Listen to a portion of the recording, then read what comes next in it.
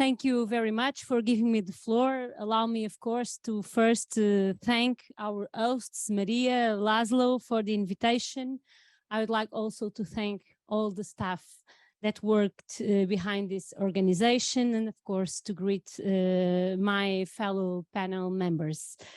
I believe the Portuguese people really understand our country as a once-in-a-lifetime opportunity to reshape and propel our economy, making it greener, more digital, in a sustainable but also in a fair manner. And the last decades clearly show how we have collectively managed to reap the benefits of becoming a democracy, a solid democracy after years of dictatorship, as well as the benefits of joining EU and taking the path of modernization. And a number of factors come into play. I would like to delve in what significantly inspires our model and our program and the way we perceive the reforms we aim to achieve this recovery. Social progress and convergence are core concepts in our development, but no development is truly attainable without a strategy focused on the betterment of the social conditions for our citizens, and Portugal was no exception. A good example is how investing in education was crucial to qualify our economy and its workers, but most importantly, to break cycles of poverty and inequality.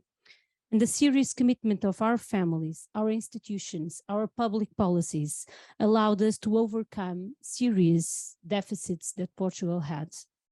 In 1992, early school living was in drastic levels, with early living rates above 50%.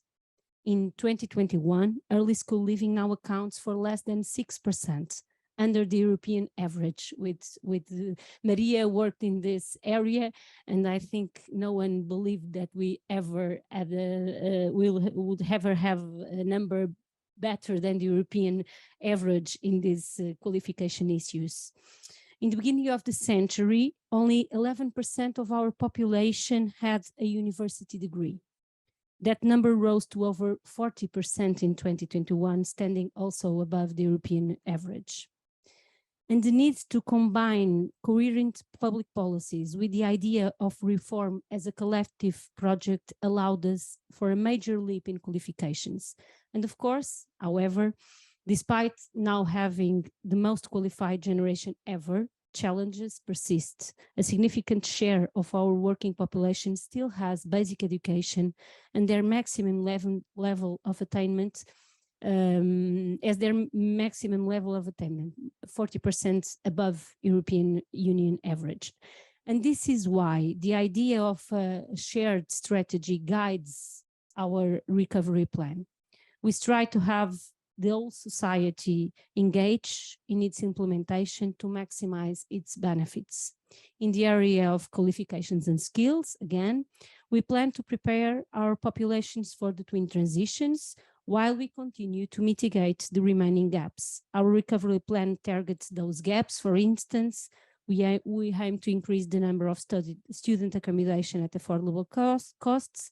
We will increase the number of graduates in the areas of science, technology, arts, and mathematics, and we will support reskilling and upskilling of active adults through short trainings. We seek to train over 800,000 workers until 2026 in these areas.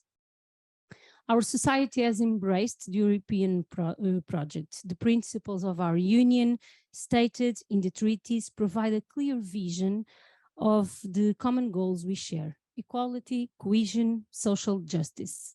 And for European citizens, our social model is sustained in employment, social security, and access to universal health and education. In Portugal, as you all know, the period of 2011 and 2015 will be marked by its evident setbacks in the pursuit of these principles. And among claims of having no alternative, a rough austerity package was implemented. spreading a race to the bottom in labor rights, in social rights, and which aggravated, of course, social inequalities. As unemployment rose, job security went down the opposite path, and social rights were significantly hampered. I think I don't need to make the case for progressive policies standing before these crowds, but when we took office, our focus was on turning the page on austerity, contradicting the leading narrative in order to recover and raise the incomes of our citizens, better employment, more growth, and greater equality. Those were our promises.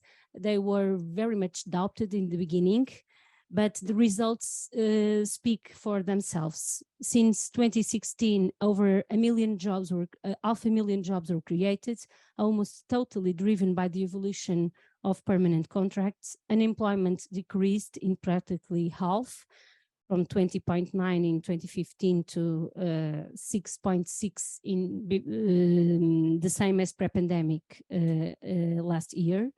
Average gross monthly earnings per worker rose 16% since 2015, and minimum wage increased by almost 40% since 2015. Creating talent is important, though the priority we give to qualifications, but retaining talent is of essence. I would also like to highlight the role of fighting against precarious that takes in our recovery plan. We will implement an agenda for decent work, which aims towards a fair model of labor relations, namely by restricting the scope of non-permanent employment relationships with investments guided by a sustainable employment commitment. And of course, the second component is related to social responses.